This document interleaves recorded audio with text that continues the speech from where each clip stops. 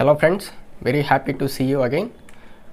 ఈ క్లాస్లో మనం ఏంటంటే రికర్సివ్ ఫంక్షన్ యూజ్ చేసి ఈ ప్యాటర్న్స్ అన్నిటినీ ఎలా సాల్వ్ చేయాలో చూడబోతున్నాం. అయితే ఇక్కడ ఈ ప్యాటర్న్స్ అన్ని సాల్వ్ చేయడానికి జనరల్గా మనం ఏం చేస్తాం, నెస్టెడ్ లూప్స్ని యూజ్ చేస్తాం. నెస్టెడ్ లూప్స్ని యూజ్ చేయకుండా రికర్సివ్ ఫంక్షన్ అనే టెక్నిక్ యూజ్ చేసి వీటిని ఎలా సాల్వ్ చేయాలో చూద్దాం. ఎందుకంటే చిన్న చిన్న ఇంటర్వ్యూస్లో కూడా ఈ ప్యాటర్న్స్ని లూప్స్ యూజ్ చేయకుండా రికర్సివ్ ఫంక్షన్ టెక్నిక్ యూజ్ చేసి సాల్వ్ చేయమని చెప్తారు. అయితే మీకు రికర్సివ్ మీద ఆల్రెడీ ఏదన్నా ఐడియా లేకపోయినా నేను ఇప్పుడు ఫస్ట్ రికర్షన్ అంటే ఏంటో చెప్తాను. తర్వాత మనం రికర్షన్ యూజ్ చేసి ఈ ప్యాటర్న్స్ని ఎలా సాల్వ్ చేయాలో చూద్దాం. సో ఫస్ట్ ఆఫ్ ఆల్ నేను మీకు రికర్షన్ అంటే ఏంటి, ఎలా వర్క్ అవుతుంది అనే దాని గురించి చెప్దాం అనుకుంటున్నాను. సో బేసిక్గా చెప్పాలంటే రికర్షన్ అంటే ఒక ఫంక్షన్ దానంతటా అదే కాల్ చేసుకోవాలి. అంటే ఒక ఫంక్షన్ ఉంది, దాన్ని మనం ఫస్ట్ టైం కాల్ చేస్తాం, సెకండ్ టైం, థర్డ్ టైం ఇలా దాన్ని అదే కాల్ చేసుకునేలాగా చేయాలి. దాన్నే మనం రికర్సివ్ ఫంక్షన్ అంటాం. అంటే సింపుల్గా చెప్పాలంటే a function which calls itself is called recursive function. అర్థమవుతుందా? A function which calls itself is called recursive function. Point number 1. అయితే లూప్స్ అనుకోండి, మనకి కండిషన్స్తో స్టాప్ చేస్తాం. సో రికర్సివ్ అనే ఫంక్షన్ కూడా తిరుగుతూ ఉంటుందన్నమాట. ఎప్పటి వరకు తిరుగుతుందో అంటే మనం ఇచ్చే కండిషను సాటిస్ఫై అయ్యేంత వరకు. So compulsory recursive function stop అవ్వాలంటే ఇఫ్ కండిషన్ మ్యాండేటరీ. ఓకేనా? To stop execution of recursive function, to stop executive of recursive function compulsory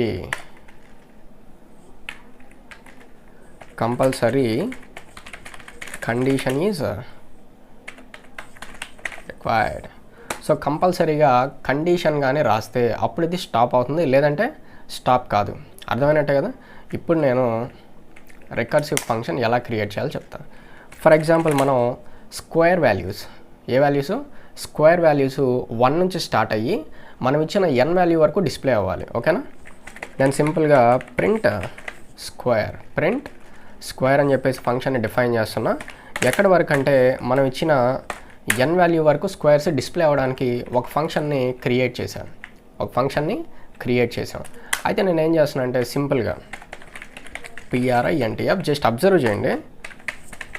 square for %d is %d /n, n into n. అది ఇప్పుడు observe చేయండి. Main function రాస్తున్నా, void main function. ఇక్కడ నేను ఒక n అనే వేరియబుల్ని డిక్లేర్ చేసా, దీన్ని స్కాన్ చేస్తున్నా.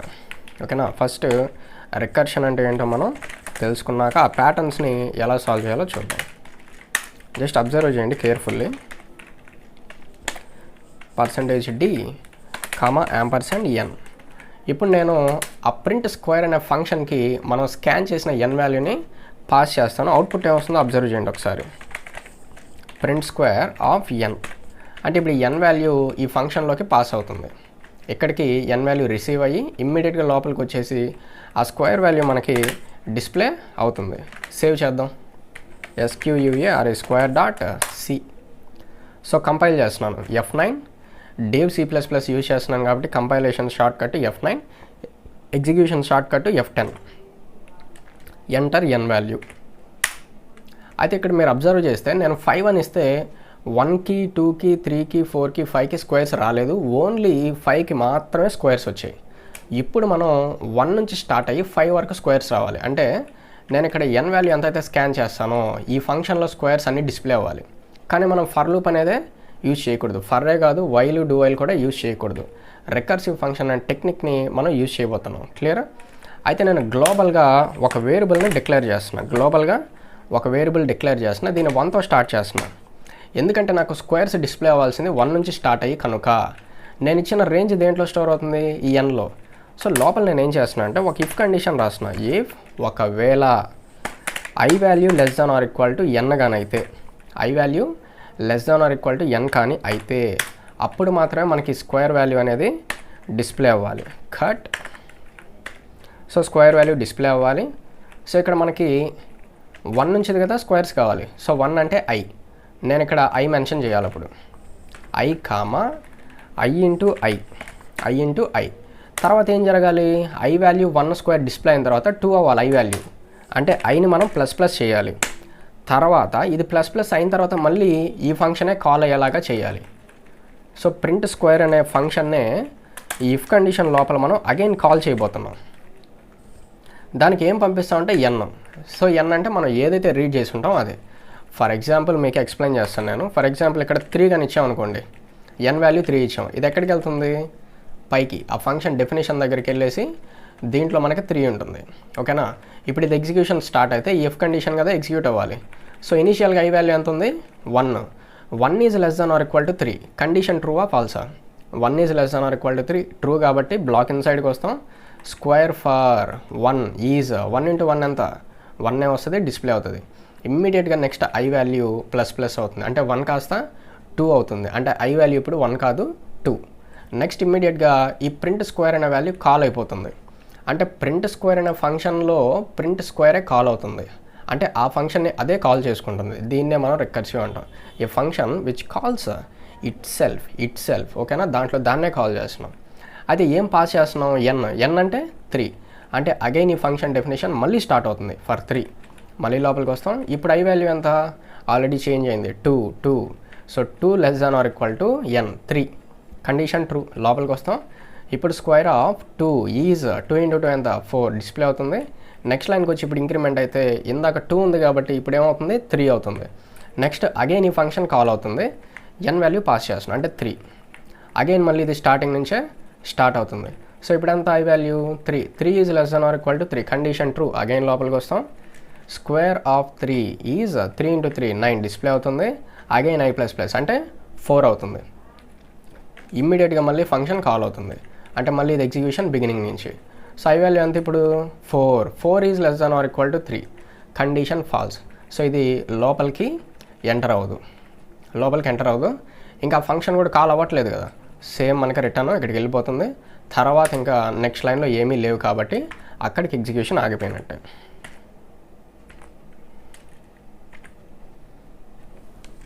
అబ్జర్వ్ చేస్తున్నారా? ఇప్పుడు చూడండి, square for 1 is 1, square for 2 is 4, square for 3 is 9.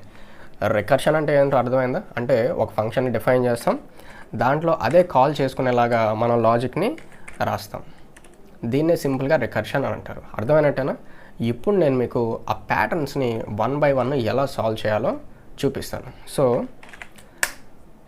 First pattern నేను ఏం రాశాను అబ్జర్వ్ చేశారా? కావాలంటే కాపీ చేసి ఇక్కడ పేస్ట్ చేస్తాను రెఫరెన్స్ కోసం. సో ఇక్కడ ప్యాటర్న్ నెంబర్ 1 అంటే ఫస్ట్ లైన్ అంతా 1s రావాలి, సెకండ్ లైన్ అంతా 2s రావాలి, next line 3s, next line 4. ఇలా మనం రోస్ అండ్ కాలమ్స్ని రీడ్ చేద్దాం. అక్కడ వరకు డిస్ప్లే అయ్యేలాగా చేయాలి without using for loops, only recursion. జాగ్రత్తగా అబ్జర్వ్ చేయండి. #include stdio.h. నేను మెయిన్ ఫంక్షన్ రాస్తున్నాను. మెయిన్ ఫంక్షన్ ఇంట్. బేసిక్గా మనం నెస్టెడ్ లూప్స్ యూజ్ చేసి ఏం చేస్తాం, ఒక i ఒక j తీసుకుంటున్నాం. నేను ఇక్కడ n వాల్యూస్ రీడ్ చేస్తున్నాను, అందువల్ల రో అండ్ కాలం కొద్దిగా మీనింగ్ఫుల్గా వేరియబుల్స్ని డిక్లేర్ చేశా. అంటే నేను రో వాల్యూ ఎంత అయితే ఇస్తానో ఈ రోస్ అని వెళ్ళాలి, కాలమ్స్ ఎన్ని అయితే ఇస్తానో కాలం వాల్యూస్ అని వెళ్ళాలి. ఓకేనా. printf enter number of rows and scanf %d comma %row. Next A value read చేయాలి మనం, కాలం కోసం వాల్యూస్ని రీడ్ చేయాలి. Enter columns. సో ఇక్కడ వచ్చేసి కాలం. ఇక్కడ వరకు అర్థమైందా? నెక్స్ట్ మనం ఒక ఫంక్షన్ని క్రియేట్ చేయాలి. సో నేను సింపుల్గా ప్రింట్ ప్యాటర్న్ ఫర్ అని చెప్పేసి ఒక ఫంక్షన్ని క్రియేట్ చేయబోతున్నాను. ముందుగానే కాల్ చేస్తున్నాను. రోని పంపిస్తున్నాను, కాలంని పంపిస్తున్నాను. ఫర్ ఎగ్జాంపుల్ రో మనం 5 ఇచ్చామని అనుకుందాం, అదేవిధంగా కాలం కూడా 5 ఇచ్చామనుకుందాం. సో ఈ ఫంక్షన్కి ఇన్పుట్గా ఏం వెళ్తున్నట్టు 5 rows అండ్ 5 కాలమ్స్, లేదా రో మనం 4 ఇద్దాం, అంటే డిఫరెన్స్ మీకు తెలియాలి కదా, అందుకని చెప్పేసి ఇలా తీసుకుంటున్నాం. సో రో వాల్యూ 4 అండ్ కాలం వాల్యూ 5. ఈ ఫంక్షన్ని మనం ఇప్పుడు డిఫైన్ చేయాలి, అంతే కదా. User defined function. ఇక్కడ వరకు అర్థమైనట్టేనా? జాగ్రత్తగా అబ్జర్వ్ చేయండి. సో ఫంక్షన్ని డిఫైన్ చేసేటప్పుడు ఇలా డిఫైన్ చేస్తాం. ప్రతి పారామీటర్కి డేటా టైప్ కంపల్సరీ రాయాలి, ఇంట్ కామా ఇంట్. సో లాస్ట్లో సెమీకోలన్ ఇస్తామా, ఓన్లీ ప్రోటోటైప్స్కి ఆ విధంగా రాస్తాం. ఇప్పుడు నేను ఇలా తీసుకున్నాను. అయితే ఇది మనకి డెస్టినీ రో, ఇది డెస్టినీ కాలం. అయితే మనకి చెకింగ్ పర్పస్ ఇంకొక 2 వేరియబుల్స్ కావాలి. రో పర్పస్ చెకింగ్ కోసం ఐ వాల్యూ, అదేవిధంగా కాలం చెకింగ్ పర్పస్ కొరకు జే వాల్యూ. అర్థమైందా? ఇనీషియలైజేషన్ నేను 1 నుంచే స్టార్ట్ చేస్తున్నాను. ఇనీషియలైజేషన్ 1 నుంచే స్టార్ట్ చేస్తున్నాను. ఐ వాల్యూ 1తోనే స్టార్ట్ చేస్తున్నాను, జే వాల్యూ కూడా 1తోనే స్టార్ట్ చేస్తున్నాను. అయితే మనకి రోస్ ఎన్ని ఉన్నాయి చెప్పండి? 4 ఉన్నాయి. అంటే I value less than or equal to రో ఉండాలి. అర్థమవుతుందా? ఐ వాల్యూ అనేది less than or equal to రో ఉండాలి. అంతవరకే ఇవి డిస్ప్లే అవ్వాలి, ఇంకా తర్వాత డిస్ప్లే కాకూడదు అనమాట. జాగ్రత్తగా అబ్జర్వ్ చేయండి. అంటే నేను ఇఫ్ కండిషన్ యూజ్ చేస్తున్నా. ఇఫ్ ఐ వాల్యూ కానీ less than or equal to రో అయితే మాత్రమే ఈ ప్రాసెస్ అంతా జరుగుతూ ఉండాలి, ఈ ప్రాసెస్ అంతా జరుగుతూ ఉండాలి, లేదంటే జరగకూడదు. ఓకేనా? అయితే ఇన్సైడ్ మనకి ఏం డిస్ప్లే అవ్వాలి, ఇది కదా మనకి పాయింట్. ఈ ఒకవేళ ఎప్పటి వరకు మనకి స్టార్స్ కానీ ఈ 1 2 3 కానీ డిస్ప్లే అవ్వాలి, జే వాల్యూ కాలం కంటే less than or equal to ఉన్నంత వరకే డిస్ప్లే అవ్వాలి. అర్థమవుతుందా? మనం డిస్ప్లే పర్పస్ జే యూజ్ చేస్తున్నాం. సో జే వాల్యూ స్టార్టింగ్ ఎంత ఉంది? 1. కాలం ఎంత ఉంది? 5. 1 is less than or equal to 5. ట్రూయే కదా. సో మనం లోపలికి రావాలి. సో ఫస్ట్ ఆఫ్ ఆల్ నేను ఏం చేస్తున్నాను ఇక్కడ అర్థమవుతుందా? ఐ వాల్యూని రోతో కంపేర్ చేస్తున్నాను. ఐ వాల్యూని రోతో అంటే ఐ వాల్యూ ఎంత ఉంది? 1. 1 is less than or equal to 4. రో వాల్యూ ఎంత? 4. ట్రూ. లోపలికి వస్తాం. జే వాల్యూ ఎంత? 1. 1 is less than or equal to కాలం అంటే 5. ట్రూ. లోపలికి వచ్చామా? స్టార్ డిస్ప్లే చేద్దాం. ఐ మీన్ 1 అంటే ఏంటి ఇక్కడ? I value. 1 అంటే ఐ వాల్యూ. సో పక్క పక్కనే డిస్ప్లే అవ్వాలి. ఇమ్మీడియట్గా ఏది ఇంక్రిమెంట్ అవ్వాలి మనకి? జే వాల్యూ అనేది ఇంక్రిమెంట్ అవ్వాలి. తర్వాత ఈ ఫంక్షన్ని కాల్ చేయాలి, అంతే కదా రికర్షన్ అంటే. దాన్నే కాల్ చేయాలి. సో కాపీ జాగ్రత్తగా చేయాలి, ఏమాత్రం పొరపాటు చేసినా కూడా మిస్ అయిపోతుంది అవుట్పుట్. అంటే ఒక లైన్ అటు ఇటు మారినా కూడా మీకు అవుట్పుట్ అనేది మిస్ అయిపోతుంది. సో అగైన్ నేను రో వాల్యూ 4, కాలం వాల్యూ 5 ఆ ఫంక్షన్కే పాస్ చేస్తున్నా. ఒకవేళ ఇదంతా ఫాల్స్ అయితే ఏం జరగాలి? ఇదంతా ఫాల్స్ అయితే ఏం జరగాలి? ఏం జరగాలంటే జే వాల్యూ అగైన్ నెక్స్ట్ రోకి వెళ్తుంది. సింపుల్గా చెప్పాలంటే ఇప్పుడు ఐ వాల్యూ ఎంత ఉంది? 1. జే వాల్యూ 1. ఇది మనకి లోపలికి వచ్చేసి ఒక 1 డిస్ప్లే అవుతుంది. ఐ వాల్యూ 1 కాబట్టి 1 డిస్ప్లే అవుతుంది. జే వాల్యూ ఇంక్రిమెంట్ అవుతుంది, 2 అవుతుంది. ఇమ్మీడియట్గా ఈ ఫంక్షన్ కాల్ అవుతుంది. అగైన్ స్టార్టింగ్ నుంచే వస్తాం. ఐ వాల్యూ ఎంత? 1. 1 is less than or equal to 4. Condition true. Again లోపలికి వస్తాం. జే వాల్యూ 2 ఉంది, డిస్ప్లే అవుతుంది. మళ్ళీ ఇంక్రిమెంట్ అవుతుంది, మళ్ళీ కాల్ అవుతుంది. ఇలా ఎప్పటి వరకు? ఒక 5 టైమ్స్. తర్వాత ఇది ఫాల్స్ అయిపోద్ది. ఫాల్స్ అయిందంటే దాని అర్థం నెక్స్ట్ రోకి వెళ్ళాలి అని. నెక్స్ట్ రోకి వెళ్ళాలి అంటే ఐని ప్లస్ ప్లస్ చేయాలి. నెక్స్ట్ రోలో జే వాల్యూ మళ్ళీ 1 నుంచే కదా స్టార్ట్ అవ్వాలి. 1 నుంచే స్టార్ట్ అవ్వాలి. ఇప్పుడు మనం ఏంటంటే ఈ ఫంక్షన్ ఇంకొకసారి కాల్ చేస్తే సరిపోతుంది. సో రో వాల్యూ మారుతూ ఉన్నప్పుడు జే వాల్యూ అగైన్ మనం 1 నుంచే స్టార్ట్ చేస్తూ ఉంటాం. అప్పుడే 1 to 5 కాలమ్స్ అనేటివి తిరుగుతూ ఉంటాయి. తర్వాత ఇంకొకటి ఏంటంటే రోకి మనకి ఒక న్యూ లైన్ కావాలా వద్దా? ఒక న్యూ లైన్ కావాలి. అందుకే నేను ఈ లైన్స్లో ఏదో ఒక లైన్లో printf /n ఈ విధంగా చేస్తున్నాను. అర్థమైనట్టేనా? ఇదన్నమాట. చూడండి ఇక్కడ 2 బ్లాక్స్లో కాల్ చేశా. సేమ్ ఫంక్షన్ని 2 బ్లాక్స్లో కాల్ చేశా. దీన్నే మనం రికర్షన్ అంటాం. ఈ ఫంక్షన్ కాల్స్ సేమ్ అదే ఫంక్షన్ డెఫినేషన్లో ఉన్నాయి. అందుకే దీన్ని రికర్సివ్ టెక్నిక్ అంటాం. 4 rows and 5 columns.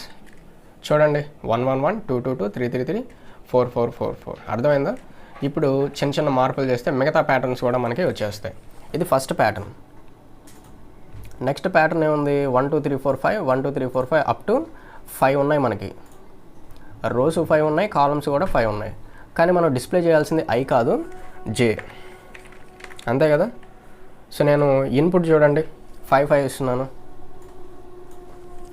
So rose మనకి 5 ఉన్నాయి, కాలమ్స్ కూడా 5 ఉన్నాయి. అబ్జర్వ్ చేశారా? 1 2 3 4 5 1 2 3 4 5 1 2 3 4 5 ఎన్ని మనం ఎన్ని ఇస్తే అన్ని. కావాలంటే చూడండి 10 ఇస్తాను, 10 ఇస్తాను. డిస్ప్లే అయినగా. సో మనం రికర్సివ్ టెక్నిక్ యూజ్ చేసి చేస్తున్నాం. నెక్స్ట్ ప్యాటర్న్ ఏంటో చూద్దాం. చూడండి 1 2 2 3 3 3 4 4 4 5 5 5 5. అర్థమవుతుందా? ఇప్పుడు j less than or equal to కాలం కాదు, j less than or equal to i. ఇవన్నీ ఆల్రెడీ మీరు ఫర్ లూప్లో రాసుంటారు, అందువల్ల నేను కొద్దిగా ఫాస్ట్గానే చెప్తున్నాను. ఇప్పుడు చూడండి 5 అండ్ 5.